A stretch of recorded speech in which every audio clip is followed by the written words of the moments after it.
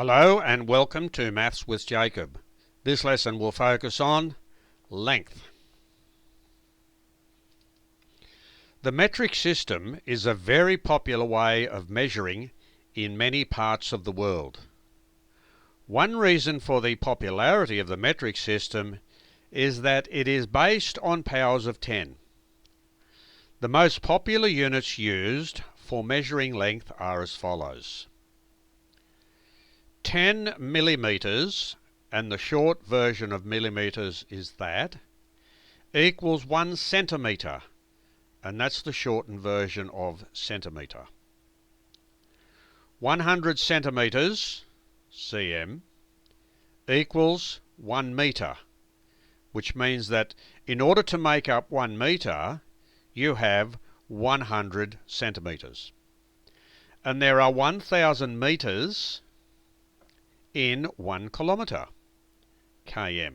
So basically the shortened versions which we'll be using will have mm for millimetres, cm for centimetres, m for the metre, and km for the kilometre. Short measurements can be done using a ruler or tape measure, for example.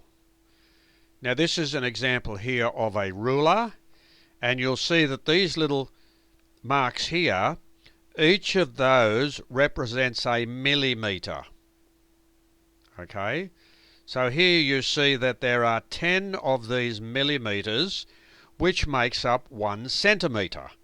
So from there to there, for example, between that 1 and the 2, there are 10 millimetres, and that makes up 1 centimetre.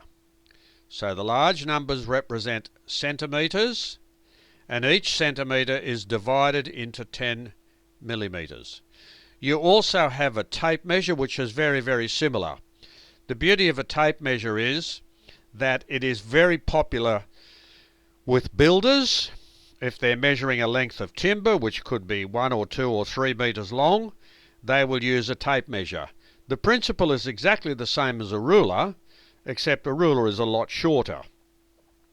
So with builders, they mainly use a tape measure because they're dealing with lengths of timber or the length of a room, which could involve a couple of metres, 2, 3, 4, 5 metres, etc.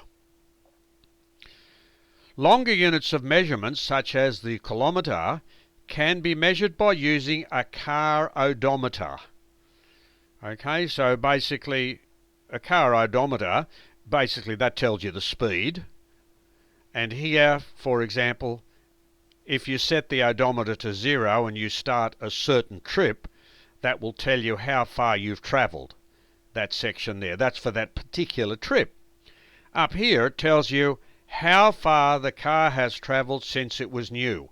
Because really when you start off with a new car, there should be 0 up here. So this car has travelled quite a long way in its lifetime. But this here is just for an individual trip. We can do some examples also with measurements. Let's do some basic conversions. Convert 4.6 centimetres to millimetres. All you have to know is that there are 10 millimetres in 1 centimetre.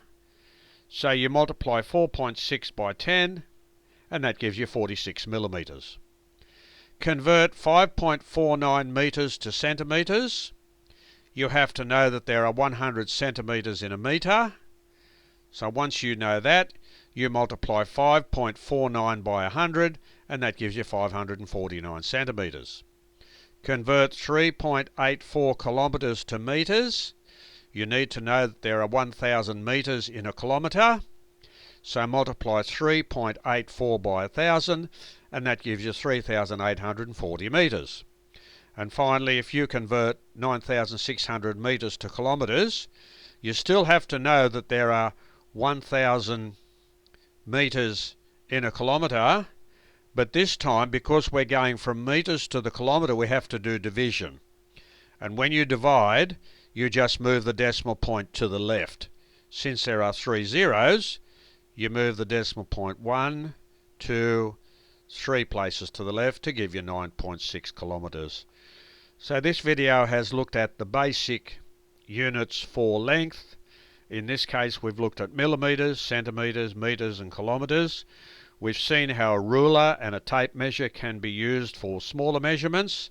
We've given the example of the car odometer, which can be used for long trips. And we've also seen some basic examples of conversions.